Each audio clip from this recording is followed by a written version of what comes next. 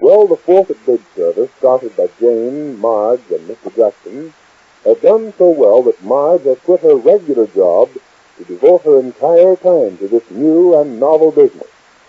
The Faulkners were lucky to have found out in time about a card sharp they had hired, and were saved some embarrassment when he suddenly left town. This episode takes place about noon in Mr. Ace's real estate office, which is downstairs from the bridge office in the same building. Mr. Ace is alone. Jane enters. Hello, Jane. You certainly look like a breath of spring. Is that a new hat? Racket, don't make me laugh.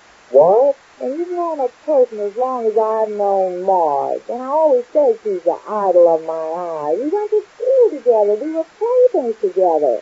How she could do a thing like this to me behind my back, especially when it was planned.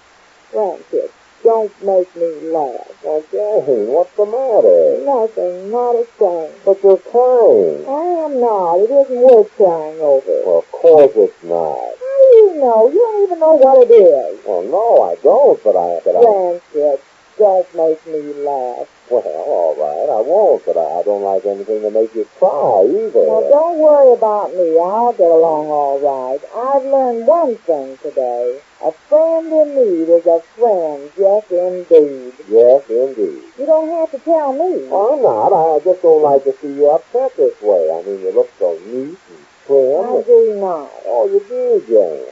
Even the gloves and that bag. It's quite effective. I think you look very smart. You do? Well, sure. You're my friend, aren't you, dear? Of course I am. Everybody's your friend. Oh, no, not Marge. Oh, not Jane. No, she's not, but I don't care. She can go hire a kite as far as I'm concerned. Because I found out what friendship means to her. It doesn't mean that much. I can't even make my fingers snap. I'm so nervous. Well, now, suppose you calm down and tell me what happened. Come on, Jane.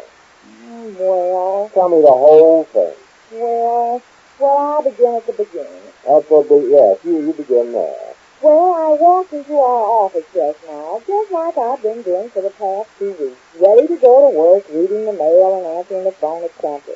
When who could be sitting there at the desk but Marge and a girl?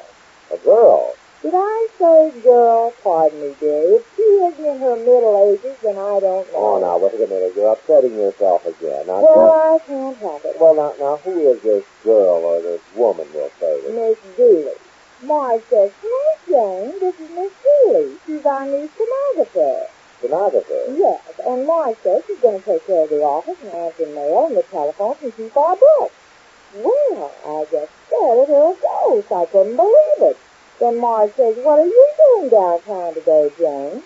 Well, then it hit me in the face like a flash in the pan. It hit you in I said, "Just a minute here. What about me? What do I do?" And Marge says, "Well, Jane, I told you I was going to take charge of the office and you didn't have to come down anymore." Well, yes, she did tell you that, Jane. I know she did, but I didn't believe it. After all, I'm a partner. That's what I told her. I said, "You're forgetting I'm a partner here. I started this business in the first place. It was my idea." And she said, "Yes, I know, Jane, and you're still a partner."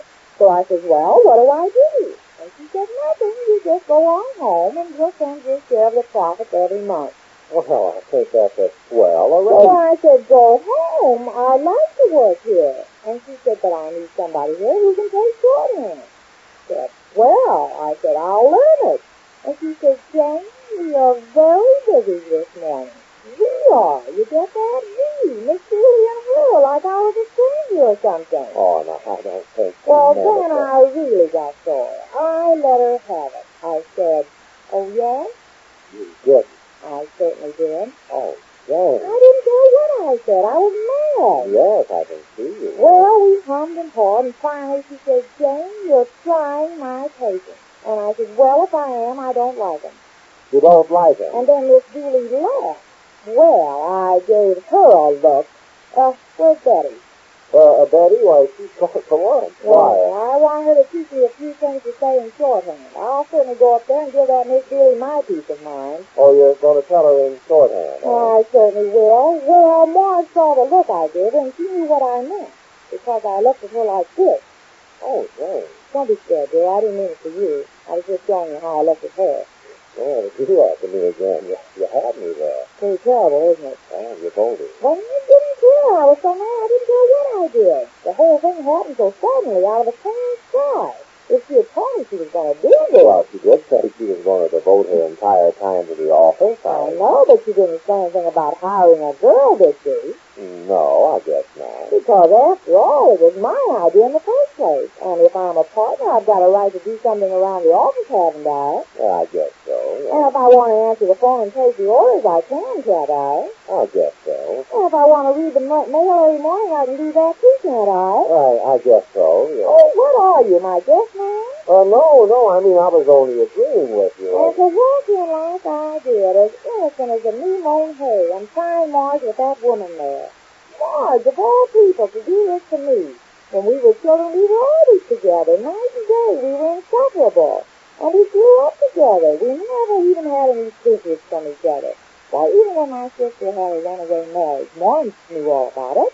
Your sister had a runaway marriage. She was married in church. Yes, I know, but I mean the time we had getting her married. Every time Mother mentioned marriage to a fellow, he'd run away. Oh, yes, that runaway marriage. Yes, but Marge knew all about that. We never had any secrets from each other. And today I walk in and find she secretly hired a stenographer to take my place. Well, now, it's not to take your place, Jane. Well, whose place is she taking? Didn't I do all that the first 2 weeks our business was open? Yes, but that was before Marge quit her job. Well, then why did she have to quit her job? I was attending to everything, and we were making money hand over heel. I told her that, too, just now. I said, wasn't I doing all right, taking care of everything by myself? You didn't even have to quit your job, I said. And she said, well, I was running over here every day on my lunch hour. And she said, I haven't eaten any lunch for the last 2 weeks. I've lost 8 pounds. And I said, that's a very slim excuse. It's very slim. Yes, I should say that is 8 pounds. I mean, it's... Then this Miss Dooley gets up and says, perhaps I'm in the way if you two want to talk privately. And Marge says, oh, no, Mrs. Ace and I understand each other. And I said, well, I don't understand each other. I don't understand what I'm supposed to do. And she said nothing. She wouldn't talk, huh? No, she said nothing. Oh, she said nothing. No, I'm not supposed to do anything, she said. And then Miss Dooley tried to put in her 2 cents to it. She says, shall I take these letters you took with Miss Hare? Changing the subject, see. Oh, yes, she changed it. And I said, don't you change the subject, Miss Dooley. I want to know what's going on here. And Marge said, Jane, we're very busy this morning. She said, we again. Why, she and Miss Dooley were running the whole thing, and I didn't have a thing to do with it. So I said, well, you wouldn't be busy if I hadn't thought of this idea in the first place. And Marge said, yes, I know it's your brainchild. Calling me child. Calling me child? Yes, she said, I know it's your brainchild, as if I were a little child or something. No, she didn't mean that, Jane. She meant the idea is a child of your brain. Don't tell me what she meant. I heard every word. Yes, but she didn't. Then we really had a battle of wits. A battle of yes, wits? First she said something, then I said something, then me, then her. Then I said, listen, Marge, I'm no sweeping violet, but I can do anything around here that Miss Dooley can do. And she said, well, that's the question, Jane. And I said, you know the answer. And I said, if a partner runs a business themselves, it's much better than having a stranger running it. And I said, if something goes wrong around here, there's no skin off of my teeth. And Marge says, well, we'll take that chance, Jane. She said, we again. And I said, what are you, the spirit of St. Louis? And she said, what? And I said, you well, were. Look, Jane, this is getting a little monotonous. And then when she said, you run along home and get dinner, well, then as the last resort, I said, oh, tell it to the moron. And I turned around and walked out very gracefully, except the door was hard to open. Now, what do you think of that? Well, I'll have the door fixed. You just had it painted. No, I'm not talking about the door. Oh, you mean about the jam, Yes, I mean about Marge. Friendship. Don't make me laugh. And I just think it would be Marge that would do a thing like this to me. Oh, now, Jane, there you go again. Don't cry about Do you it. know a good lawyer? You're not going to sue Marge, are you? Well, I ought to see somebody around here. Stop talking like that, Jane. You don't mean that. You're just upset. Oh, sure, I'm upset. Wouldn't you be? Well, yes, I would be. Yeah. That's the talk of the thing, but you'll just sit back and be calm for a little while. I'll try to show you that this isn't such a bad arrangement after all. You know what? I've got half a mind. Well, yes, I hope he needs your hair, but I like you just the same. I'd like to get even with that Miss Julie. Get even with her? Yeah. Oh, I know what. I'll call her up. S-O-4-O. Oh, now, don't, Jane. What are you up to? I'll bring her down off her high chair. Oh. Hello? Do you run outfit players? Jane, what good is that going to do? Well, I was thinking of renting one, but this isn't the same girl I talked to that I rented one from last week, is it? Isn't it? That's fine. Oh, she isn't. Well, just let it go then. Goodbye then. There. Feel better now, huh? I certainly do. Well, I'm glad I got that off my chin.